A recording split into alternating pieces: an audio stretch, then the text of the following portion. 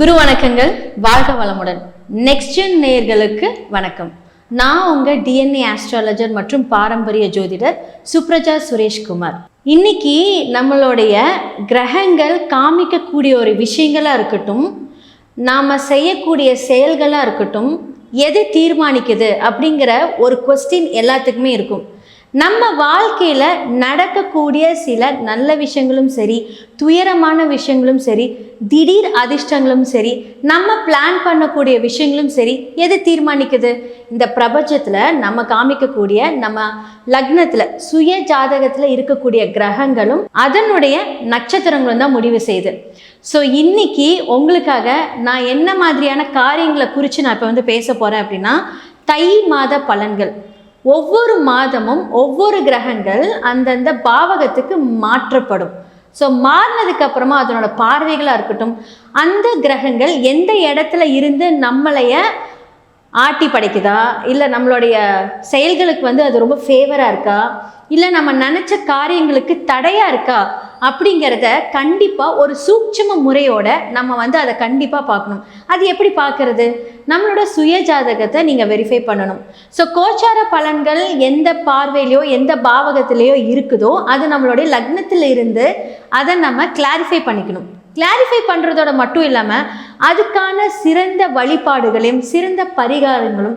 So பரிகாரங்கள் அப்படின்னு சொல்ல போனால் வாழ்வியல் பரிகாரமாகவும் இருக்கட்டும், இல்லை நீங்கள் கோவில் பரிகாரங்களாக இருக்கட்டும், அந்த சுய ஜாதகத்தில் பார்த்து அதை நம்ம கரெக்டாக கொண்டுட்டு போகும்போது நம்மளுடைய செயல்பாடுகள் அதனுடைய சார்ந்த விஷயங்களில் நம்ம 100% சக்ஸஸ் பண்ணலாம். ஸோ இன்னைக்கு தை மாத பலன்களாக மேஷ ராசியிலிருந்து மீன ராசி வரைக்கும் உண்டான பலன்களை பார்க்கலாம். இந்த 2026 நம்ம பார்க்கக்கூடிய தை மாத பலன்களில் துலாம் ராசி மற்றும் லக்னத்தை பற்றி தான் நம்ம பார்க்க போகிறோம். நிறைய கனவுகள் நிறைந்த துலாம் ராசிக்காரங்க, ஏன்னா 5ல் ராகு இல்லையா, அப்போது நிறைய கற்பனைகளை கொடுத்துக்கிட்டே இருப்பார். டபுள் ராகு வேலை செஞ்சுக்கிட்டே இருக்குது. நாம் ஒரு சின்ன விஷயம் நினச்சாலும் அதை பெருசாக பண்ணலாம். ஆனால் உங்களுக்கு அது போய் என்ன ஆகும் அப்படின்னா நினச்சிக்கிட்டே தான் இருக்கணும். நீங்கள் செயல்களில் இறங்கும்போது ராகுவோட இன்ஃப்ளூயன்ஸ் உங்களை தடுத்து அது பிரச்சனையில் போய் முடியும். ஸோ முடிஞ்ச அளவுக்கு கற்பனை திறன்களை இப்போ நீங்கள் எது பண்ணாலுமே, ஒரு இன்வெஸ்ட்மெண்ட் பண்ணாலும் சரி, நம்ம உடனே நம்ம பெரிய ஆள் ஆகிடுவோம். ஏன்னா ராகு அந்த மாதிரி 5ஆம் இடத்துல இருந்து கொடுப்பார். குலதெய்வ வழிபாடுகளை இப்போ கொஞ்சம் கட் பண்ணுவார். கோயிலுக்கு போகிற விஷயங்கள் எல்லாமே போக முடியாத மாதிரி. இப்போ நிறைய பேர் வீட்டில் விளக்கேற்றிட்டே இருப்பீங்க, 5ஆம் இடத்துல ராகு வரும்போது அந்த விளக்கேற்றுற ஒரு விஷயத்தை கூட தடுப்பார். நீங்கள் யோசிச்சு பாருங்கள், நம்ம ஒரு விஷயத்தை ரெகுலராக பண்ணிட்டு வருவோம். இந்த ராகு பார்த்தீங்க இந்த வருடத்தில் மாறும்போது உங்களுக்கு அந்த பிரச்சனைகளை எந்த அளவுக்கு கொடுத்துருப்பாரு அப்படிங்கிறது நீங்கள் யோசிச்சு பார்த்தீங்கனாலே தெரியும். ஏன்னா ராகு அப்படிங்கிறவர் அவரோட நிலைகள்லேருந்து அந்த கிரகத்தை ஈக்குவார். அதனால தான் பார்த்தீங்க அப்படின்னா எப்போவுமே நம்மளோட எண்ணங்கள் மேலே கீழேன்னா நம்மளுடைய மனதில் போய் ராகு உட்காரும்போது அது எப்படி இன்ஃப்ளூயன்ஸ் பண்ணுவாருன்னு பாருங்கள். காலையில் ஒரு மாதிரி இருப்பீங்க, நைட் உட்காந்து அழுதுட்டு இருப்பீங்க, அடுத்த நாள் காலையில் அதை மறந்துட்டு சந்தோஷமாக இருப்பீங்க. ஏன்னா அந்த மாதிரியான ஒரு மேனிப்புலேஷனை கொடுப்பாரு. அதே மாதிரி இஷ்ட தெய்வமாக இருக்கட்டும், நீங்கள் ஒரு கடவுளை நல்லா கும்பிட்டுட்டே இருப்பீங்க, அந்த கடவுளே இப்போ மறந்துடுவீங்க. ஏன்னா சில நட்சத்திரத்துக்கும் சில லக்னக்காரர்களுக்கும் சில வேதை நட்சத்திரத்துக்கு உண்டான கிரக கடவுள் அப்படிங்கிறது பார்த்தீங்க அப்படின்னா இப்போ எதிரியாக இருப்பாங்க. அப்போ நீங்கள் அந்த கோயிலுக்கு என்னதான் போய் நீங்கள் உங்களோட வேண்டுதல்களை செஞ்சாலும் இப்போ அதை நெகட்டிவாக தான் கொண்டுட்டு போகும். அப்போ நம்ம என்னதான் பண்ணுறது அப்படிங்கிறது உங்கள் சுயஜாதகத்தை பார்த்து, இந்த ராகு இன்ஃப்ளூயன்ஸ் 5ல் ராகு இருந்தாலே பார்த்தீங்க அப்படின்னா ஜாக்கிரதையாக இருக்கணும். அதே மாதிரி கூட யாராவது தொடர்பு உங்களோட சுய ஜாதகத்தில் 5ஆம் இடத்துல இருக்கக்கூடிய கிரகங்கள் மேலே இந்த ராகு ட்ராவல் பண்ணும்போது, உதாரணமாக இப்போ 2ஆம் இடத்துல இருக்கிற செவ்வாய் கோச்சாரத்தில் பார்த்தீங்கன்னா 3ல் போய் மறைஞ்சிருக்கு. அப்படிங்கிற பட்சத்தில் உங்களோட குடும்பத்தில் உங்களோட கணவர் உங்களோட தள்ளி இருக்கலாம். அது மட்டும் இல்லாமல் அவர் ட்ராவல் பண்ணிக்கிட்டே இருக்கலாம். சிறு தூர பயணங்கள் அவர் இது பண்ண, ஏன்னா குடும்பத்தில் அவர் தானே உங்களுக்கு குடும்பம். இல்லாட்டி நீங்களே ட்ராவல் பண்ணிக்கிட்டே இருக்கலாம், திடீர்னு ஒரு வேலை வரும்.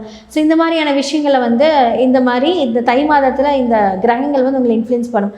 அப்படி இருக்கிற பட்சத்தில் அப்போ 5ஆம் இடத்துல ராகு இருக்கும்போது என்ன ஆகும் அப்படின்னா, 2க்குரிய செவ்வாய் 5ஆம் இடத்துல இருந்து அது மேலே ராகு பயணிக்கும் போது குடும்பத்தில் இருக்கவங்க கூடிய பிரச்சனை, வம்பு வழக்குகள் இது எல்லாமே நம்மளுடைய ராகு கொடுப்பாரு. ஸோ இதுக்காக தான் உங்களோட சுயஜாதகத்தை பார்த்து அதுக்கேற்ற பரிகாரத்தை பண்ணுங்க அப்படிங்கிறத நாங்கள் சொல்கிறோம். ஸோ இதுக்கு நம்ம தப்பிக்கணும். அதே மாதிரி பார்த்தீங்க அப்படின்னா 10ஆம் இடத்துல குரு. அப்போது துலாம் லக்னக்காரர்கள் பார்த்தீங்கன்னா சுக்கிரனோட ஆட்சி பெற்றவங்க. அப்போ 10ஆம் இடத்துல குரு அப்படிங்கும்போது என்னென்னா, 10ல் குரு அப்படின்னா சூப்பர்னு சொல்லுவாங்க. ஆனால் சுக்கிரனுக்கு எப்படி குரு அது வந்து பார்த்திங்கன்னா ஒரு போராட்டம் நிறைந்த ஒரு இடத்துலையா இருக்கும். நமக்கு வருமானத்தை தடுப்பார். எல்லாருமே துலாம் சூப்பர்னு சொல்லுவாங்க, ஆனால் நான் கன்ஃபார்மாக சொல்கிறேன், துலாம் லக்னக்காரர்களுக்கு வருமானத்தை இப்போ தடுத்து நிறுத்தி ஒரு பிரச்சனை கொடுத்து உங்களுடைய வழிபாடுகள் மூலிமா அதை வந்து சக்ஸஸ் பண்ணுவார். ஸோ என்ன மாதிரியான விஷயங்கள் நீங்கள் வழிபாடு பண்ணுறீங்க அப்படின்னா, மகாலட்சுமி வழிபாடும் முருகன் வழிபாடும் நீங்கள் செய்தீங்க அப்படின்னா, அதே மாதிரி இந்த புத்துக்கு பால் ஊற்றி இந்த ராகுவை கொஞ்சம் துர்க்கை அம்மனுக்கும் இந்த ராகுவை கொஞ்சம் காம்ப்ரமைஸ் பண்ணி உங்களுடைய வழிபாடுகள் ரொம்ப ஹெவியாக இருக்கும்போது எல்லா பிரச்சனைகள்லேருந்து நீங்கள் வெளிவந்து உங்களுடைய லைஃப்பில் நீங்கள் சக்ஸஸ் பண்ணுவீங்க. ஸோ என்ன நேயர்களே, நிறைய பேர் வந்து மேஷராசிலேருந்து மீன ராசி வரைக்கும் உண்டான பலன்கள் கோச்சார ரீதியாகவும் லக்ன ரீதியாகவும் நீங்கள் இப்போ பார்த்துருப்பீங்க. நிறைய பேருக்கு வந்து கன்ஃபியூஷன்ஸ் எல்லாம் இப்போ கொஞ்சம் கிளாரிஃபை ஆகிருக்கும். பட் இருந்தாலும் உங்களுடைய சுய ஜாதகம் மட்டுமே பேசப்படும். ஸோ பொது பலன்களை வச்சு பார்த்தீங்க அப்படின்னா நீங்கள் வந்து என்னென்ன மாதிரி விஷயங்கள் நடக்குது அப்படிங்கிறத தெரிஞ்சுக்கலாம். ஆனால் உங்களோட சுய ஜாதகங்களில் நடக்கக்கூடிய விஷயங்களை நீங்கள் வந்து கிளாரிஃபை பண்ணும்போது உங்களுக்கு உங்களுடைய சூட்சும ரகசியங்கள், யார் யார் எந்தெந்த நட்சத்திர வழிபாடுகள் பண்ணணும், யார் எந்த கிரகங்களை நீங்கள் ஆக்டிவேட் பண்ணணும், டீஆக்டிவேட் பண்ணணும், இந்த தசா புத்திகளுக்கு வந்து யாரெல்லாம் நீங்கள் வந்து வழிபாடு செய்யணும் அப்படிங்கிற எல்லாமே நான் சொல்லியிருப்பேன். உங்களுடைய சுயஜாதகத்தை பாருங்கள், கீழே நம்பருக்கு காண்டாக்ட் பண்ணி உங்களோட சுயஜாதகத்தை நீங்கள் ஷேர் பண்ணுங்கள். ஸோ அடுத்து இதே மாதிரி ஒரு நிகழ்ச்சியில் உங்கள் எல்லாத்தையும் நான் சந்திக்கிறேன். வாழ்க வளமுடன்.